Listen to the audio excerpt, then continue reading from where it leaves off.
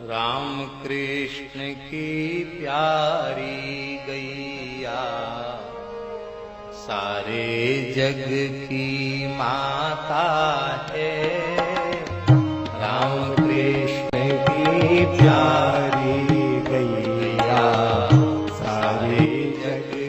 बाकी सच्ची बात यह है कि भगवान बिना कारण ही परोपकार करने वाले हैं। ऐसे भगवान न होते तो हमको यह अवसर, फिर से कल्याण का यह अवसर प्रदान नहीं किया होता।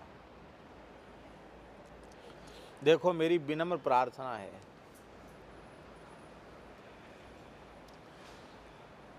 जो भयंकर समय आज हम लोगों के सामने देखने को मिल रहा है, क्या पहले कभी कल्पना की? कोई 50 वर्ष का हो गया तो कोई 60 वर्ष का हो गया तो कोई 70 वर्ष का हो गया। आपको याद है ऐसा कभी देखा समय?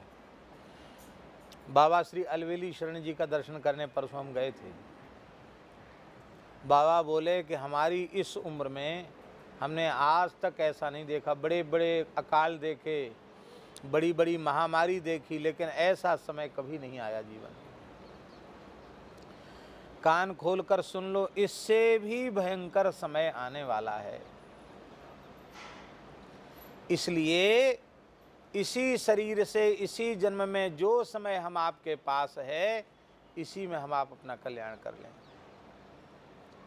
हम बार बार प्रार्थना करते हैं, जैसे माता पिता इस जन्म में मिले हैं, ऐसे माता पिता भी अब नहीं मिलेंगे। मिलेंगे? अरे हम आपसे ही पूछते हैं, कितने भाग्यशाली हैं आप, ऐसे माता पिता मिलेंगे खोजने से दूसरे?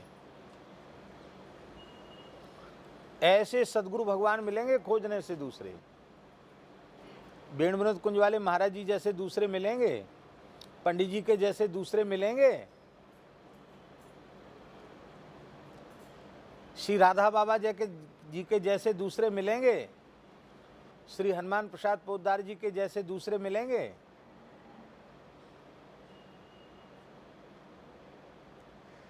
श्री भक्तमाली जी के जैसे दूसरे मिलेंगे? श्री मामा जी के जैसे दूसरे मामा जी मिलेंगे? जो संत सदगुरु हमें मिले थे अब वैसे भी नहीं दिखेंगे, और जो दिखाई पड़ रहे हैं ऐसे भी आगे नहीं दिखने वाले।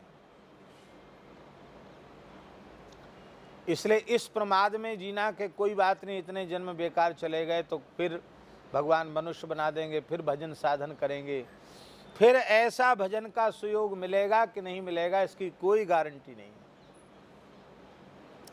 इसलिए इसी संकल्प से हर व्यक्ति को क्या करें, हम आपको कह रहे हैं, स्वयं हमें अपने जीवन में इसको उतारना चाहिए।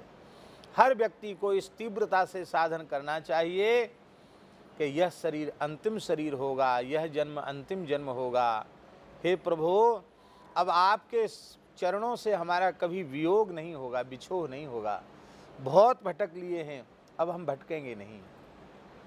अब तो आप अपने चरणों में ही हमें बसा लीजिए।